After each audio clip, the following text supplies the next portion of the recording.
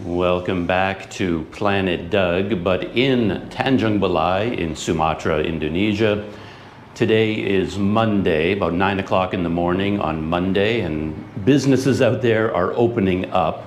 And my first task for today is to somehow get a SIM card up and running on one of my phones. I won't go into the long, horrible, terrible story, but in all my trips to Sumatra, I just run into so much trouble with SIM cards and phones because they have a system here where when I got my original SIM cards, they took the IMEI, the electronic ID number of my phone, and registered it with customs. That's a new policy they have here in Indonesia, and nobody understands the policy. Everybody interprets it differently. At the airport, they have one policy interpretation. At the dock, they have another. At customs, they have another. In Jakarta, they have a different one. At the Telkomsel, Grapari offices, it's different in every single city. So on my entire time in Sumatra, all of my phones kept being blocked by customs because the IMEI registration has a ticking clock on it, and then it expires. And you can have a SIM card, the SIM card can be valid, you've got credit, you've got data, but it will not communicate to the internet because your phone is blocked after a certain amount of time. So I had to go in with a new phone and say, okay, this phone has been blocked by customs. And at that time they told me, you could never use this phone in Indonesia ever again, one-time use only. Now you got your 2 months, you're done with that phone. So I brought in a second phone. And then I registered, well, they registered IMEI on that phone, and now it was blocked and it was done. And it was like, well, now I've run out of phones. What can I do? But then the policy would change. Oh, now we can give you an extension. Oh, now it's been blocked again. Oh, let's go back to the office. It just goes on and on and on, and I still don't understand it. I don't hear other people talk about this problem, so I think it's just me. Me and IMEI, we don't have a very good relationship here in Indonesia. Anyway. I'm going to go down to the Telkomsel office. It's about 3 kilometers away, and just walk in and just lay myself at their feet and say, I don't know what I need you to do, but here's my phone. I still have a working SIM card for Indonesia.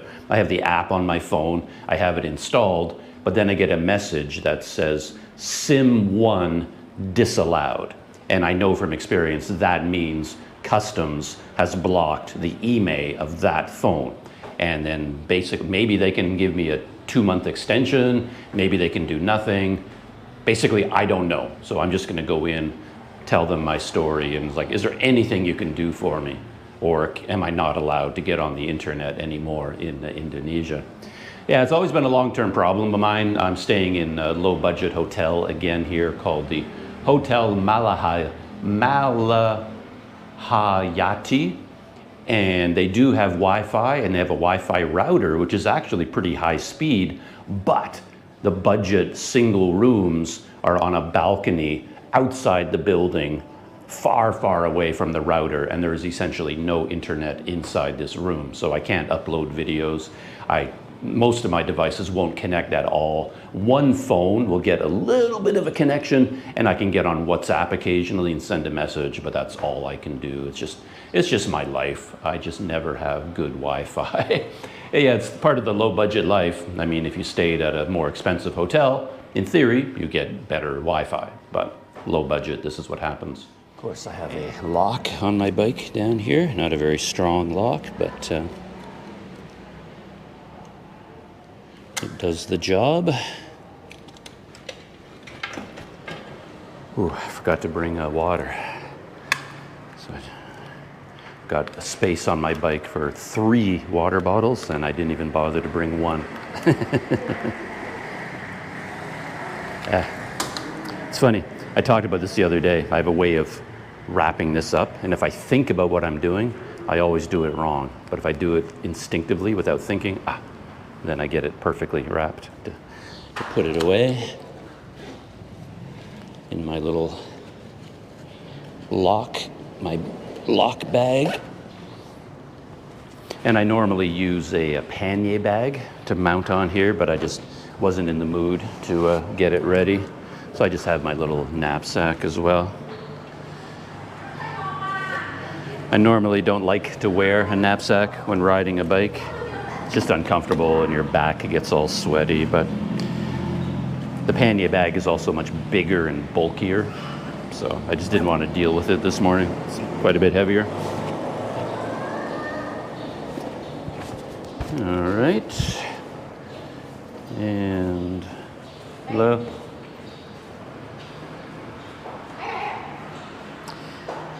So I've got my cat eye. Ooh, the time is completely wrong. Of course, it's still on Malaysia time. I haven't changed it yet. That's one thing when you get to a new country. You've got to change all of your devices. If they don't do it automatically, you have to adjust the time. Sometimes it works automatically for Windows devices and Android. Sometimes it doesn't. You're never quite sure what's going on.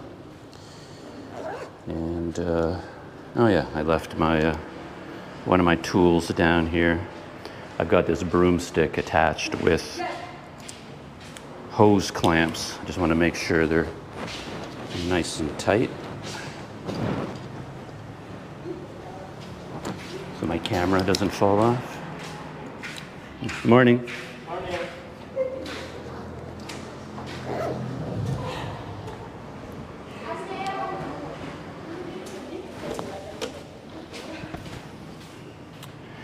All right, so let's go.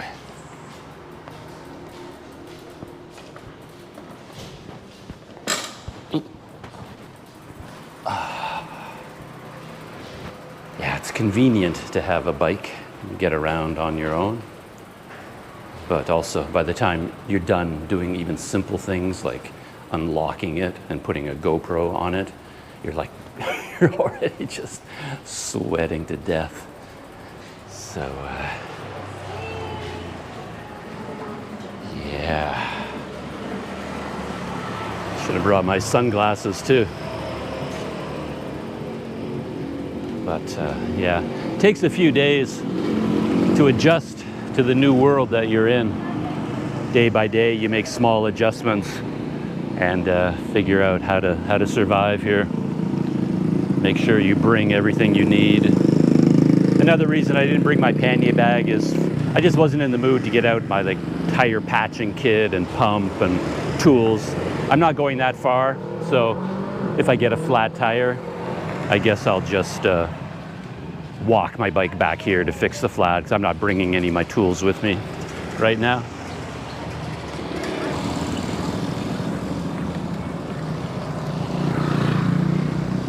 Something I did routinely on previous bike trips and my last ones here in Sumatra was have a small hand towel at all times, just because you end up so hot and so sweaty. You need to wipe off the sweat from time to time. And it became a real pain if your towel would keep blowing away because you put it on your handlebars and then it blows off or something. So I have to rig up some kind of a way to have the towel attached to my handlebars, and then they're hello, so I have easy access to it, and then I can just hang it from the handlebars.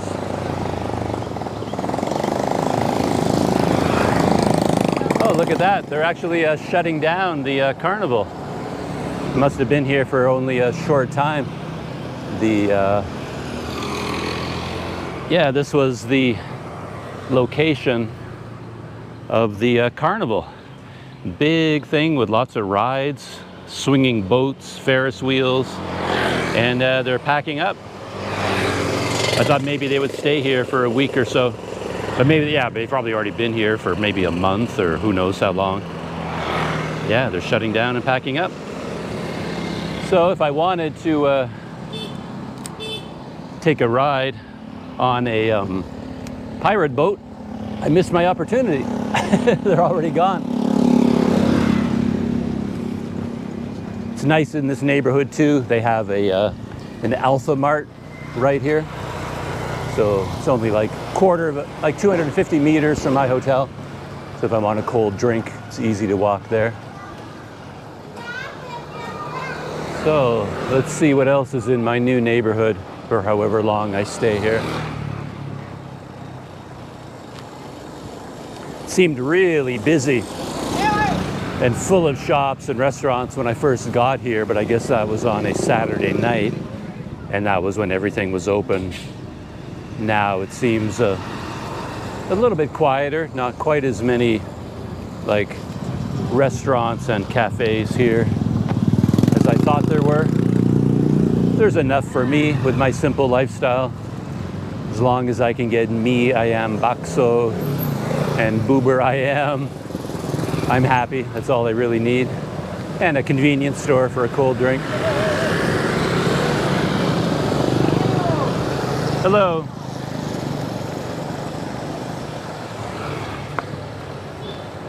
Whew. Sure get some aroma. There's like ditch going on the left side here. And the smells coming out of that ditch make your eyes water. Got to be prepared for that. Oh yeah, I got to keep my eyes open for hardware stores, home appliance, electronic stores.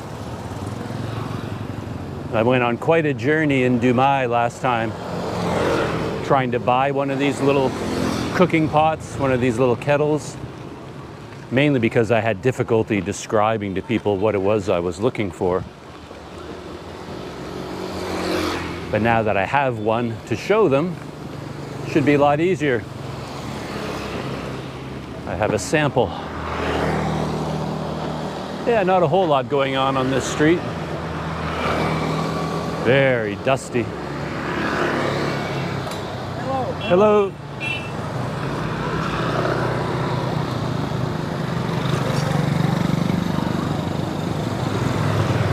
How are you? I'm fine, thank you.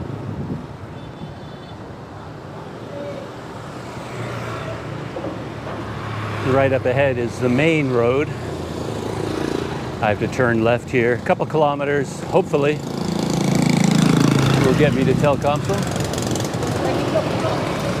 Canada. I think they asked me where I was from.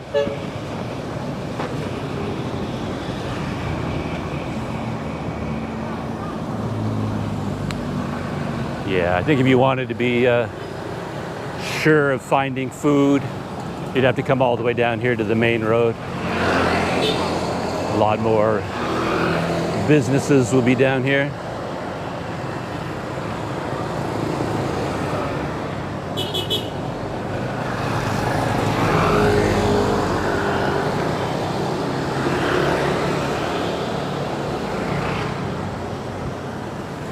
Yeah, let's cross our fingers and hope that Google Maps is correct about Telkomsel being located up here.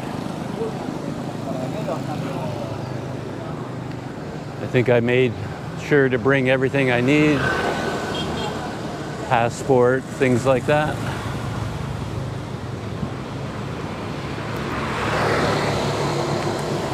Yeah, that's something else I didn't talk about when I was describing life in my low-budget room. Because something else you need to do is think about security, which I guess you have to think about no matter what kind of room you're in, high budget or low budget. But I tend to leave my passport and things like that inside my room. But what I do is, right now anyway, because I have a pannier bag and my trailer, and each of them is lockable, so I put the bags like containing all of my money and documents and valuables inside one pannier bag that I leave in the room, and it has a lock on it, so you can't open it unless you cut it open with a knife or something. Ooh, Tanjung Balai City Coffee. And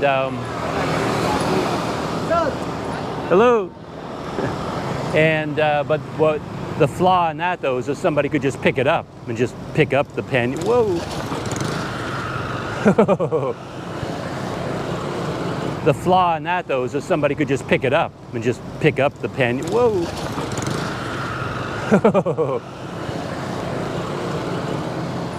That guy was looking to the left, but not to the right.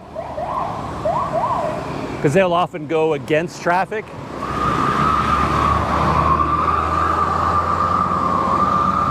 Get up to speed and then merge over.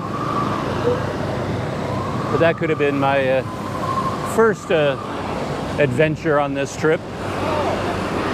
Hello. No, thank you. And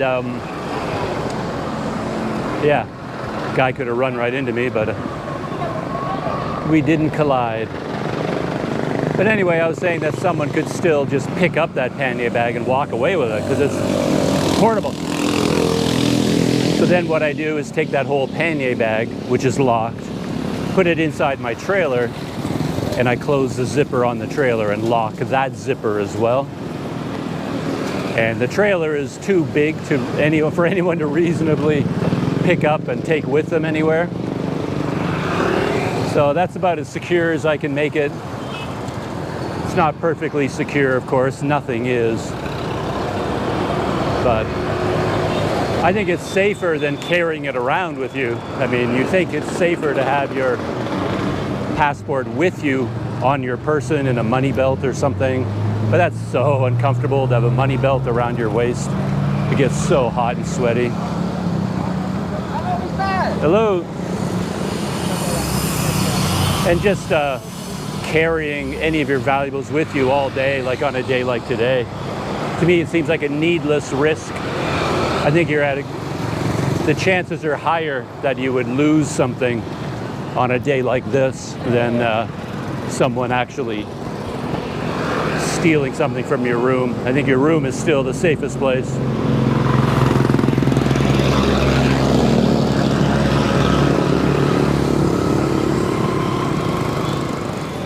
To Canada. Yeah, Canada. Canada to here. Yeah, I'm gonna go there. Gurapari. So I've arrived at Telkomsel Gurapari. So that's hello. My voice is cracking. Just go over there. Gurapari. Telkomsel. And yeah, got to get across this road. It's not going to be easy.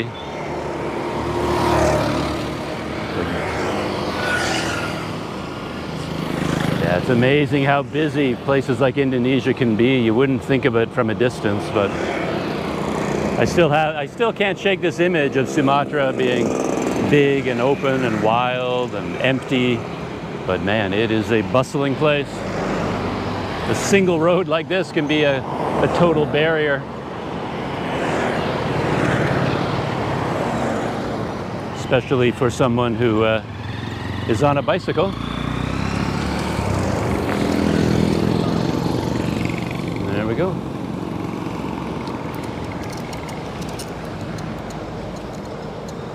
Hello. Telkomsel? Yeah. Okay.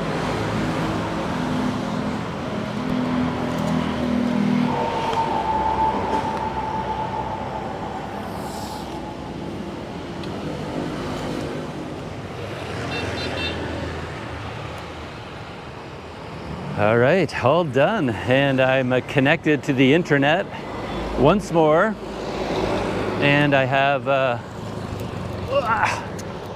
SIM card and 100 gigabytes of data. I'm fine, thank you. Just have to make sure I've got my rear view mirror set up there. Wow, what an experience. Two main takeaways. I've had the same experience every time I've gone to Telkomsel. Going to the Gurapari office, that's where you want to go. The Gurapari is like their headquarters, their main local office. So if you need to do anything as a foreigner or anything that requires any technical behind the scenes stuff, you have to go to one of the Gurapari outlets. And every time I go there, I'm struck by two things, as I said. One, the service is incredible. They speak English well. They have an incredible system where they have a screener at the front door and you tell the screener what you're there to do. They take a picture of your passport or something, and then you get a number, and then you're basically been pre-screened, and then you go in and sit down and wait for your number to be called. And then the clerk, they're so well trained, it's incredible. Speak English, as I said, and I think they even use a bit of a script as well, because it's so precise and so regulated, where the young woman sitting across from me, she sort of looked down at her computer, kind of settled herself. I could see her settling herself to do her job. And then she looked up at me and said, and how may I help you today, sir? Right? It was just amazing. And then she really knew what she was doing. She had all the facts and figures at her fingertips. And she was very skilled at small talk. She would just chatter with me a little bit. And if I said something, she would ask a follow-up question. She was really paying attention to me as a person and as a customer. Really, really good. Can't praise them highly enough for the customer service. But the other side of it is the process here to get a SIM card is complicated like you would not believe. If you haven't experienced it, it's really something, especially when you come from a country like Malaysia, where getting a SIM card at the airport, or Vietnam, where I was recently, getting a SIM card, getting credit for your SIM card, getting data, all that sort of stuff takes like 15 seconds. You just show up, hand over your phone and your passport, and 2 minutes later, they give you your phone back and you've got a SIM card up and running. It's just so fast and easy to do. So if you've just come from Malaysia and then you come here, the process of getting a SIM card is unbelievable. So complicated, it takes so long, and the poor woman has to do so much typing on the computer. I can't even imagine what she's doing. And then you have to do things like hold your passport next to your face for you have to take a picture with your passport as another security and ID thing. And in this case, I have a long history with Telkomsel, and she's actually looking at my computer record, and she's like, wow, you know so much more about Sumatra than I do. I can see here that you've been to our Telkomsel office in Bukit Tinggi, in Padang, in Banda Aceh, in Parapat, in Siantar, in Pekanbaru, in Dumai, you know. She can see all of my travels. And then I have a phone. I had a Telkomsel SIM card, my old one. I thought it was still valid, and I have the app and I have everything. So I hand it over to her, and she starts looking things up on the computer. But then she starts asking questions that you wouldn't think a telecom company would ask. She's basically asking me questions that immigration or security would ask, like how many times have you been to Indonesia? And I honestly don't know. I couldn't tell you. Like I told her I've been to Indonesia many times over the last few years, and she's like, well, how long have you stayed in the country each time? And I'm like, I honestly can't tell you. You'd have to go through my passport and add up all the stamps and calculate the dates. I can guess, but I don't really know. And then she wants to know places that I've been, where I plan on going, how long I'm going to be here. And then we got into some confusing territory, because she was asking me, I thought she was asking me, how are you, mister? I'm fine, thank you. How long have you been in Indonesia? And I said, well, 2 days, because I just got here. I got here on Saturday, and today's Monday, because I've only been here for 2 days. But that led to a real problem, because what she was asking me was, how long were you out of Indonesia? And that affects your SIM card availability. That if you, hello, because everything expires all the time. Everything expires. Hello, like your customs IMEI registration.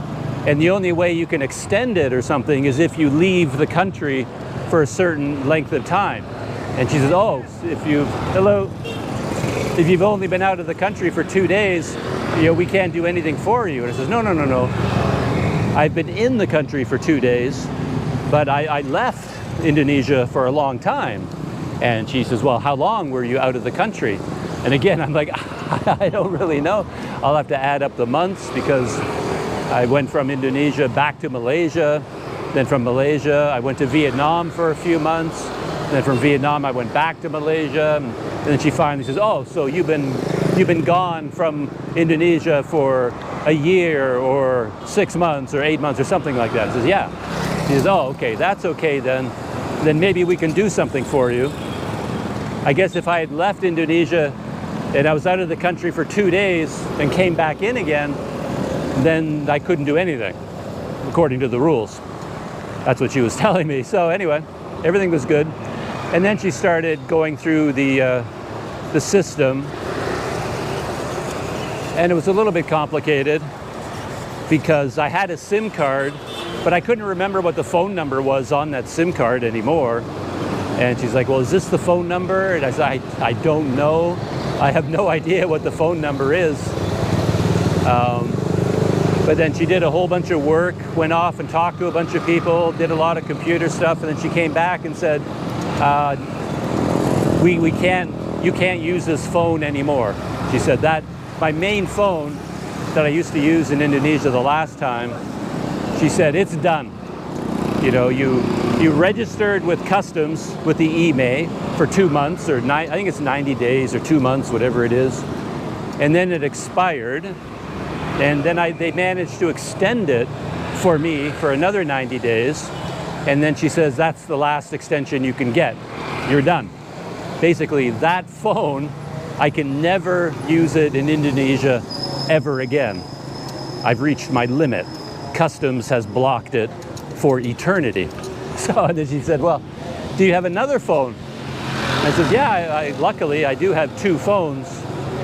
And I've been swapping from one phone to the next every time my IMEI registration expires or my SIM card disappears or something happens.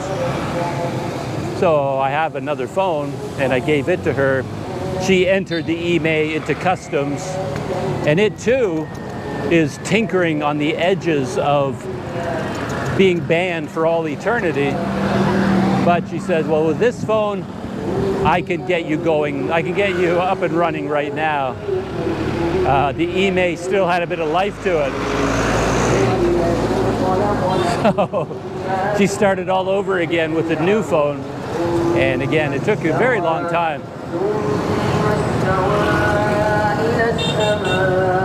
Whew.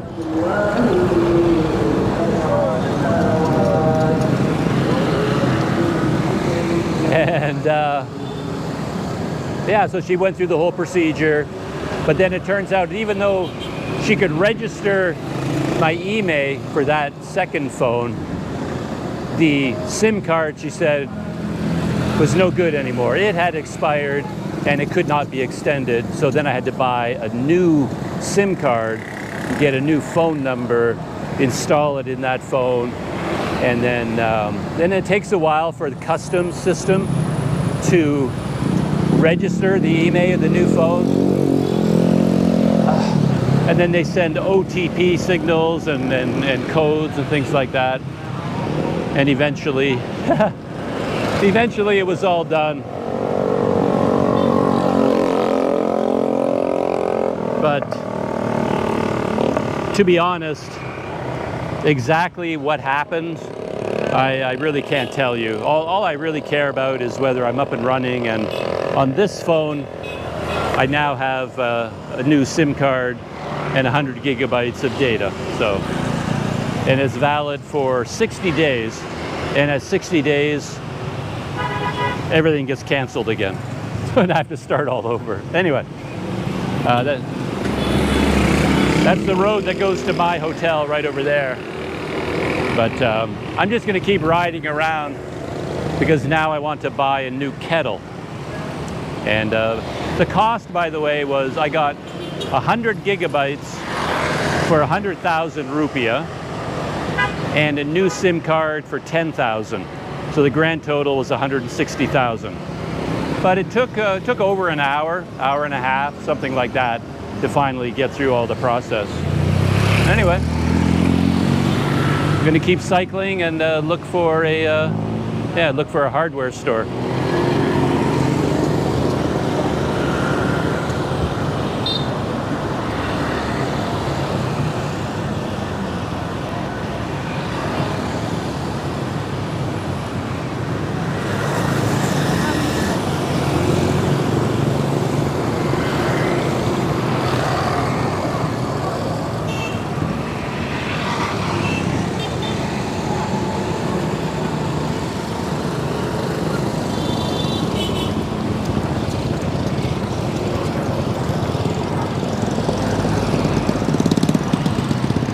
Bit of an obstacle course, the roads here, let me tell you. It's kind of hard to look around because you really have to focus on the traffic. There's traffic coming at you head on, from the side, from all over the place.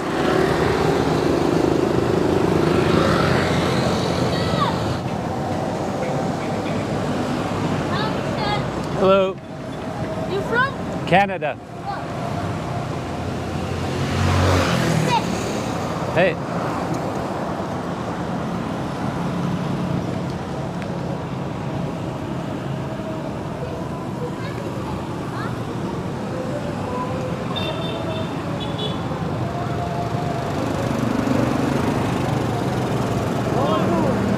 I'm fine, thank you.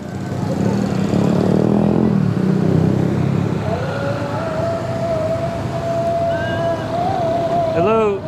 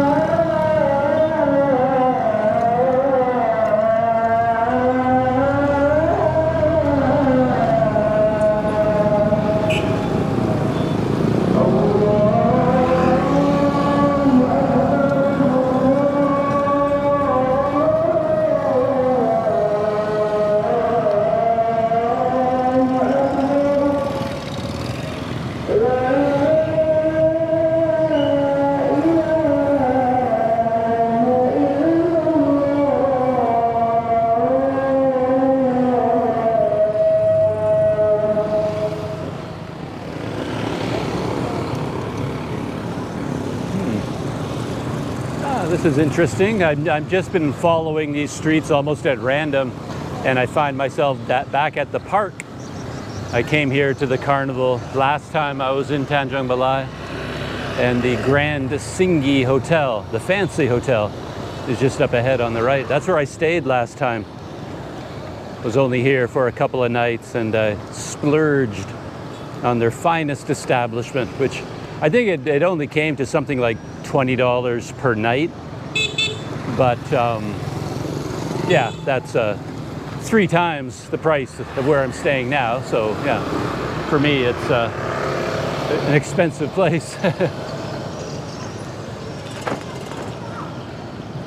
But yeah, if you're coming to Tanjung Balai just on a short holiday and you had an income from a job or something, I think it'd be a no-brainer to stay at the Grand Singgi. Why not? right in the heart of downtown. Nice hotel. Not that expensive as the world goes. Hello. Hey, hello. That's quite the load on that becak.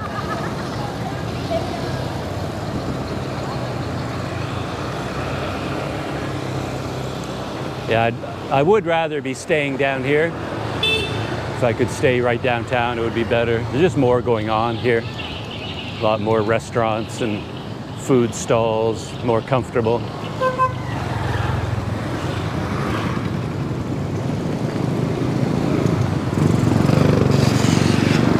But at least I get to know a new part of town.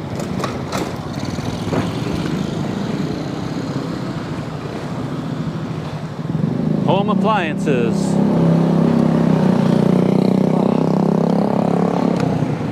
Could be what I'm looking for, is over there.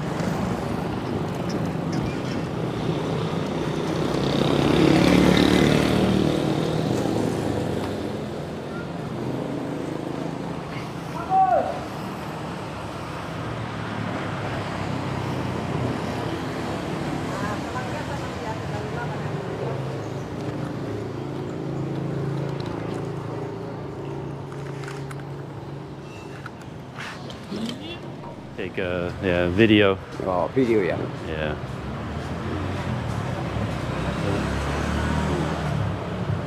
All right. Yo. Yeah, off we go. So they were very helpful here, and I showed them my kettle, and it seemed promising at first. They instantly recognized that mine was like burnt out, and they went to the back, and I assumed they were going to get a new one just like it. But then they came back with one that was similar in design, but more for households, bigger, heavier, use it in a kitchen. So it wasn't exactly the same as this one. But it was a very pleasant experience overall. It was nice, like I said, to have something to be able to show them, so you don't get bogged down in the trying to communicate.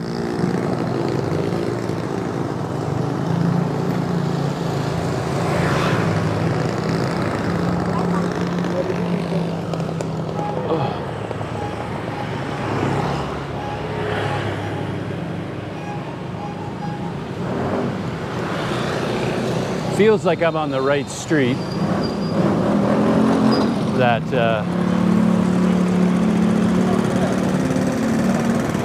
but all the stores I want to check out are all on the other side, and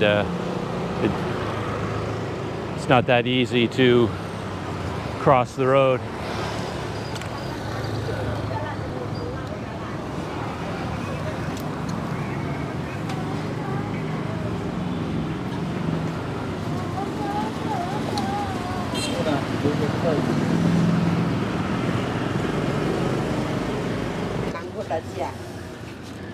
Is something like this? No, here. No. Okay. Thank you.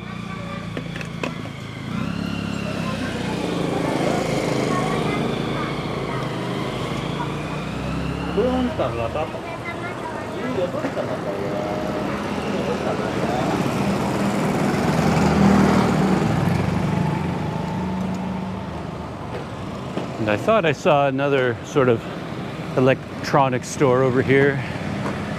Take a closer look before I move on. Oh yeah, like a light bulb place. See a lot of these.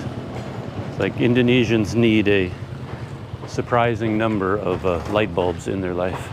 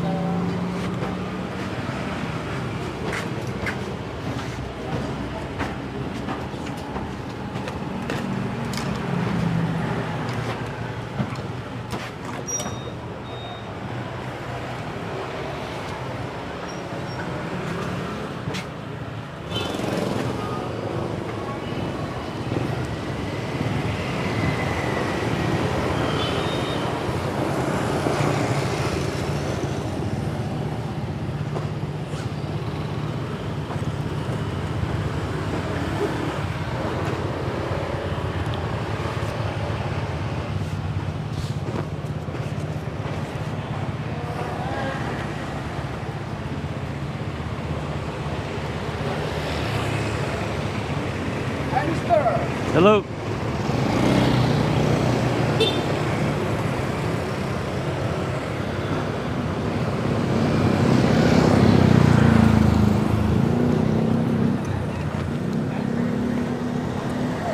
No luck there.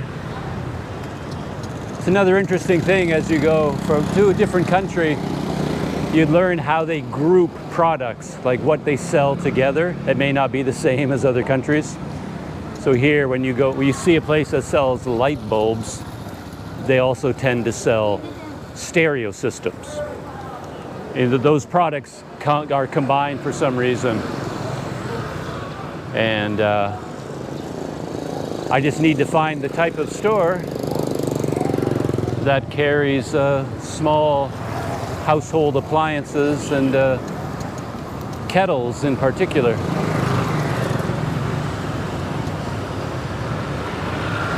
But I have noticed that quite often I have to go in and look around myself. Remember when I did this exact same thing in Dumai? I would go into a place and they would say they didn't have it. But then I'd go in and I'd look around, and after a while it's like, oh, way at the top of the shelf I'd spot one. Oh, look, you do have it. Like they didn't even know what they had themselves.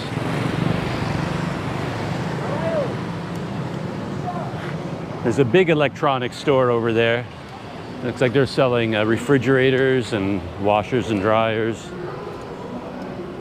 Unlikely that they would sell what I'm looking for, but I'll take a look inside.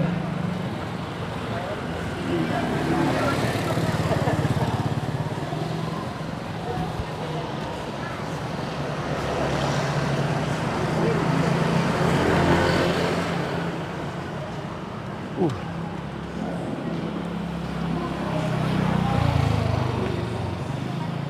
Hi. You sell like this? They have small one like this? Very, very, very small.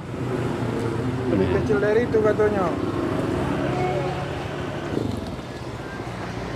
Where are you come from? Canada. Canada. Canada. Oh. You stay here? Yeah, a tourist. Oh. Just traveling around Sumatra. Yeah, go to Lake Toba. Oh, okay. Like Toba. Yeah. By bicycle? Yeah, by bicycle. Oh. Huh? Excuse me, sir. Yeah. Oh, okay.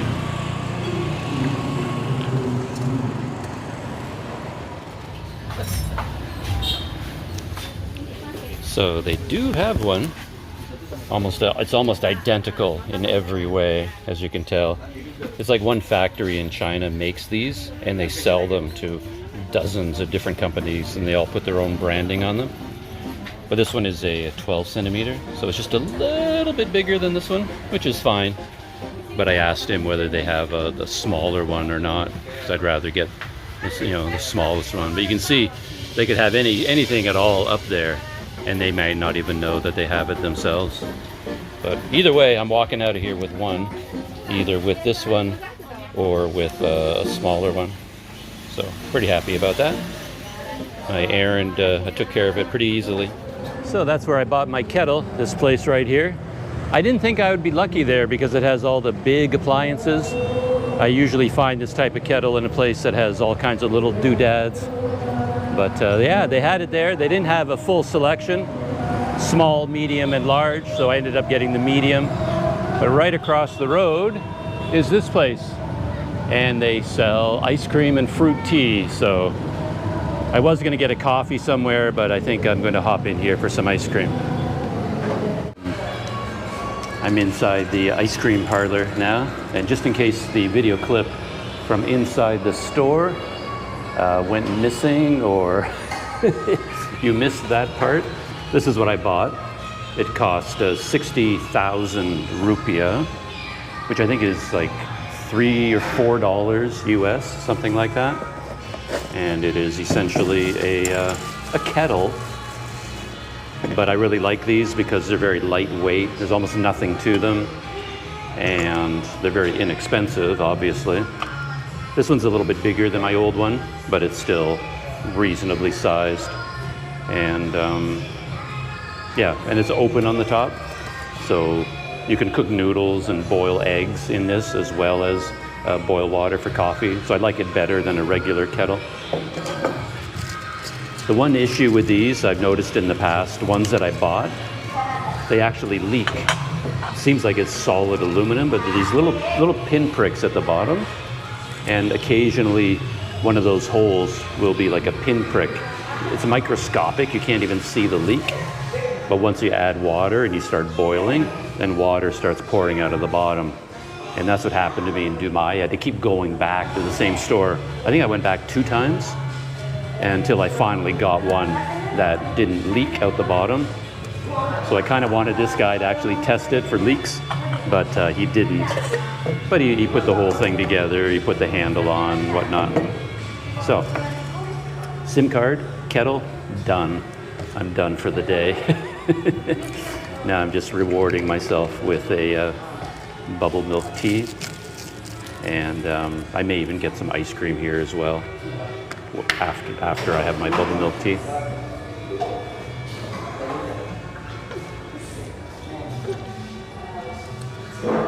Yeah, this straw doesn't really work.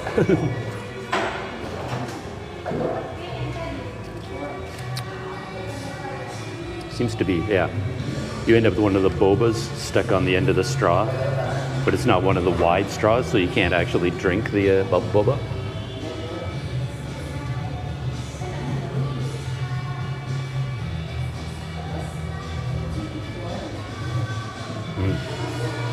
It's nice. Yeah, nice tea flavor. Ice cold, milky.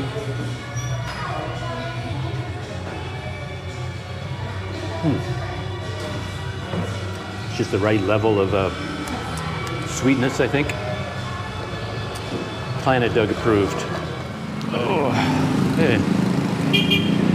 Just leaving from the ice cream parlor, and I think there's a charge for. No, the 2,000. Right there.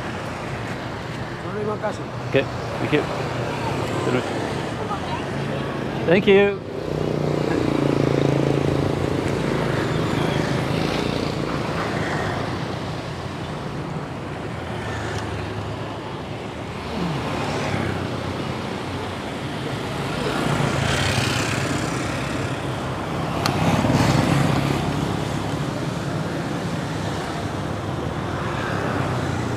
All right. It's funny. Quite often you take off out of a parking lot onto a new street, and for like just half a second you're thinking, oh, I must be going the wrong way, because there's all this traffic coming straight for you. And but then you realize, well, no, they're just all traveling on the wrong side of the road. It just just takes me by surprise every time. I had an interesting time at that little ice cream parlor, had the bubble milk tea, and then I had an Oreo sundae. Both were quite good. And I started off taking a little bit of video, just talking about my kettle. Oh, we're going by the Grand Singhi Hotel, by the way. It's just here on my left. And somebody in the ice cream parlor saw me and came over afterwards, introduced himself, said his name was Duen, and he is a teacher, a music teacher, he said. And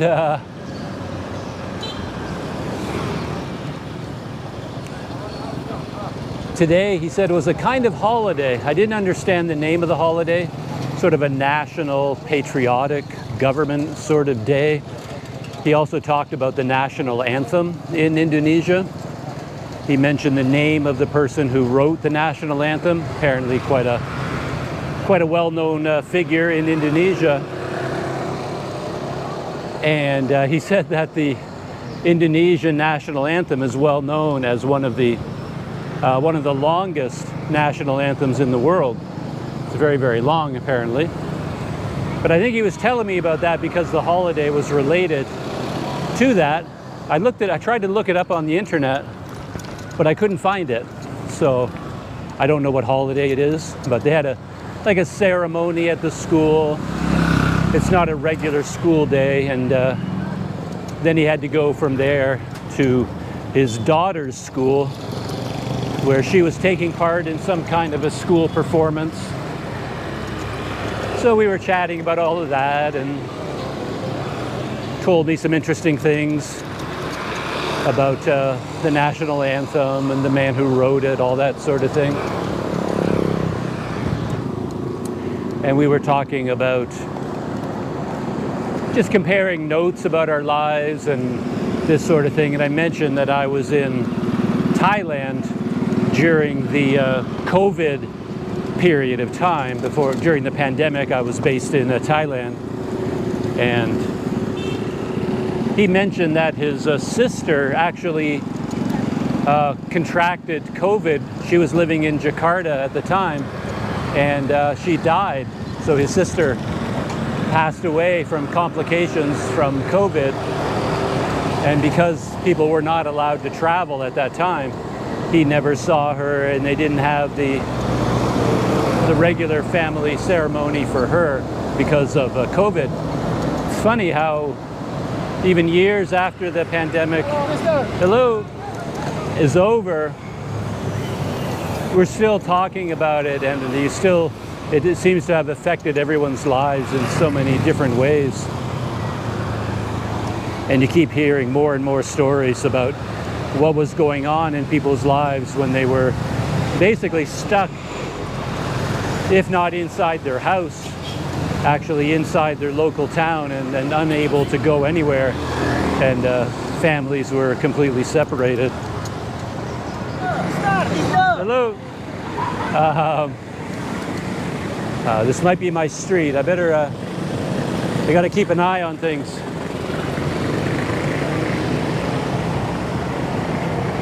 I don't know my neighborhood that well yet.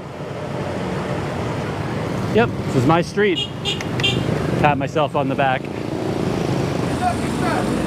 Hello. Your channel? Oh, it's called Planet Doug. YouTube? Yeah, it's on YouTube. Yeah, small channel though. Okay. I can Please subscribe. Yeah, okay, that sounds good. What the I'll show you. name? Planet. Right. Right there. Planet Doug. Yeah. Planet Doug. Okay, I will subscribe. That's me. Subscribe. Yes, subscribe. All right, thank you. Photo. Take a photo. Okay. Right now you're on video too. Okay. It's video. Good. What's YouTube? I'll put it on YouTube for sure, no problem. Hey. Where Where are you from? Canada. Canada. Canada. Canada loh. Canada. Oh yeah. What's going on with Tanjung? Weh, gimana weh? Weh, gimana? This is from where? Canada? From Canada, yeah. Same as my shirt. Okay. Hi, Canada. sir. Oh, hello everyone. How are you? Hello. Okay, good Where night. are you Hello. going? Thank you. My hotel. There's a hotel here, Matahayawali or something. There's a small hotel right over here. It's very strong. He want with Sora. Lari. What's that? Come with me? Yeah, yes. Go like Too that difficult. one. Too difficult. Yeah, too heavy. Yeah, too heavy. Mr. One people. Only one person. Yeah, just by myself. Good. All right. Okay. Nice to meet you. Okay. Bye-bye. Bye-bye. See you. Be careful, mister. I will. I'll try.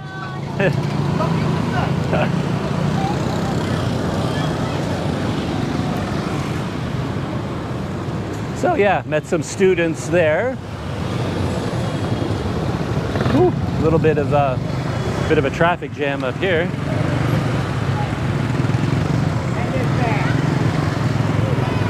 Hello. Where coming from, sir? From Canada. How are you? I'm fine, thanks. Looks like there's a car. They just want to turn right. That's all they want to do, but or maybe they're going around something. Oh yeah, it doesn't take much to block traffic here. There's like one Baycheck parked here. And that one Baycheck is causing this entire traffic snarl. Not a lot of tolerance here for traffic flow.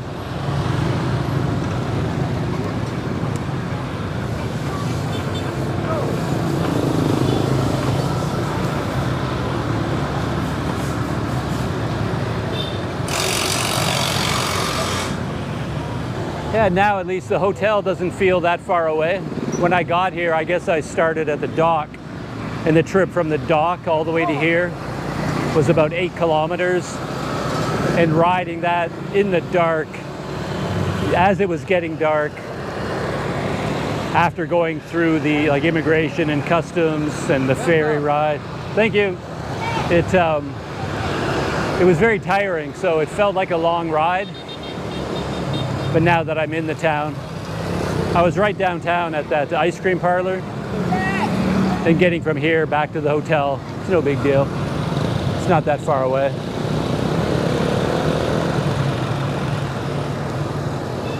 You didn't? Hello. I'm doing fine, thank you. My hotel is right here. Going to Tanjung Balai.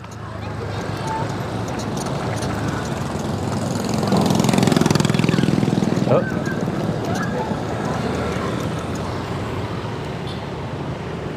Just going there. Hotel. Going to my hotel. Where are you from? Canada. Canada. Yeah, Canada. Maybe I can go across now. It's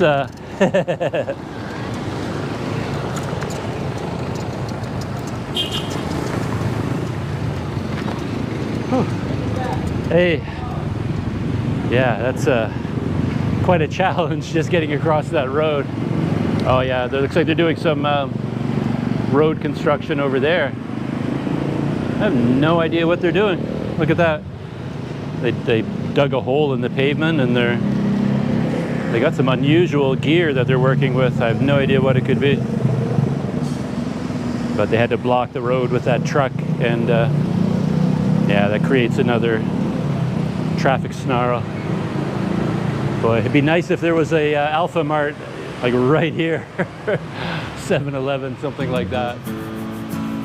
Yeah, just crossing the road is such an adventure.